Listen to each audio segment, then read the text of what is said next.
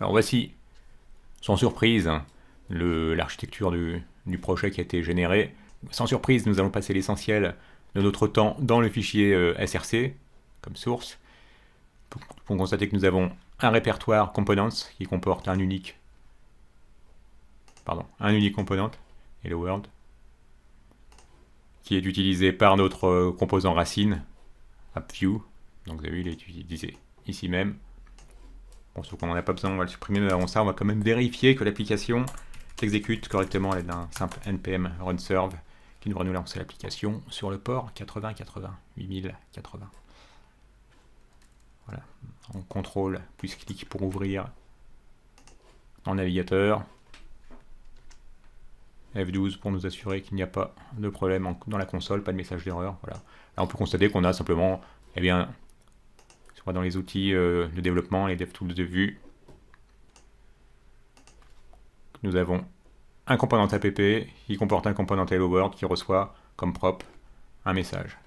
Voilà, sauf que nous, on n'a pas besoin de ce component hello world, donc on va le supprimer. On n'a pas besoin du logo non plus d'ailleurs. On va partir presque à 9.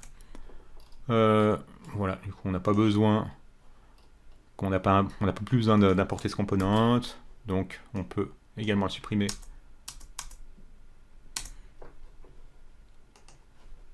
On peut supprimer la propriété components. Et on va simplement mettre, on va renommer ce hello world en cc counter. Bon, cc c'est une petite habitude parce que la société s'appelle code concept, donc je préfixe à l'aide de cc. C'est pas obligatoire, hein, vous pourriez l'appeler que counter.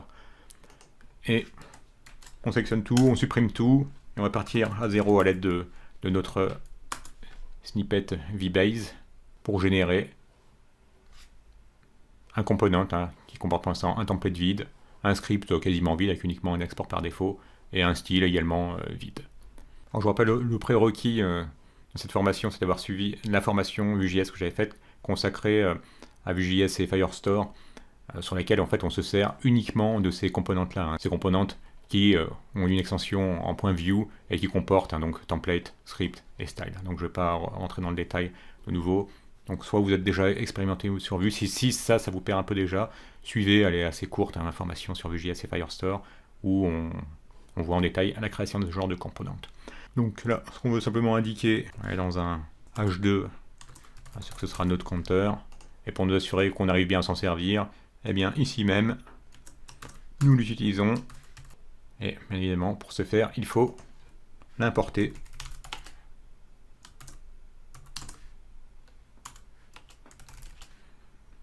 depuis /components /cc counter. Et bien penser à le déclarer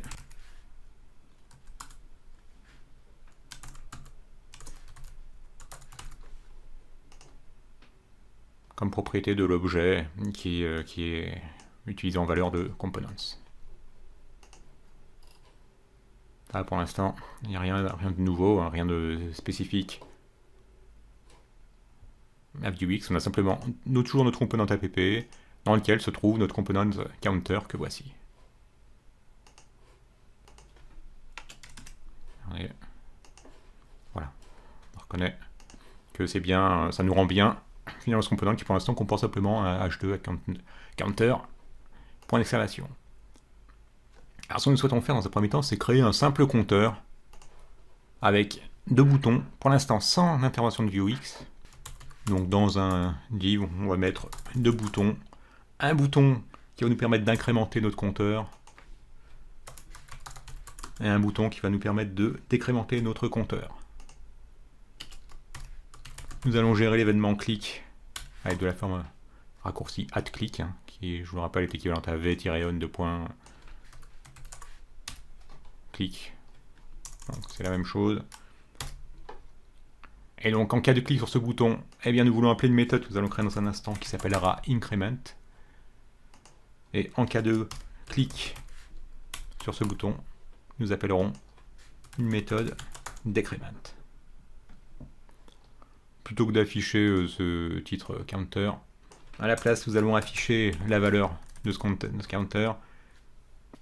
Et ça viendra d'une variable nous allons créer dans notre rubrique script, qu'on décide d'appeler current value. Et donc, pour pouvoir utiliser ce current value, eh bien, il nous faut dans notre data une propriété, enfin une data, oui, cette propriété de l'objet retourné par data, current value, dont la valeur pour commencer est 0. Donc voilà, pour l'instant on affiche 0. Du fait que cette data current value est affichée à l'aide des doubles accolades habituelles en Vue.js. Et pour l'instant, eh bien, on ne peut pas incrémenter et décrémenter parce qu'on n'a pas encore de méthode increment et décrément. C'est tout simple, il suffit de créer une méthode increment.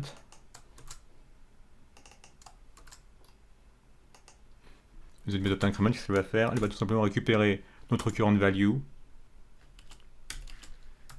et l'incrémenter de 1.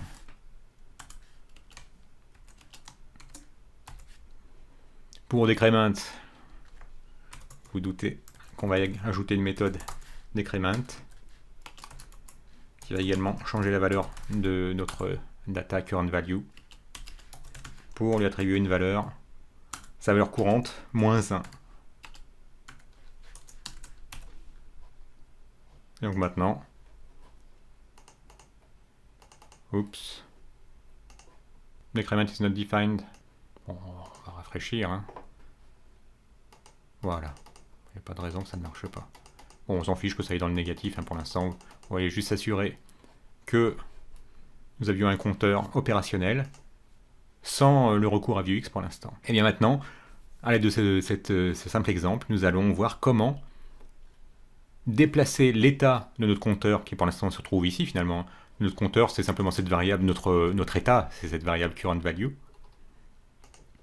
Et bien, à l'aide de Vuex, nous allons déplacer l'état pour qu'il se trouve dans un endroit central et plus dans ce component de ce counter, et voir ensuite comment modifier la valeur de cet état, comme on doit le faire dans le monde de Vuex.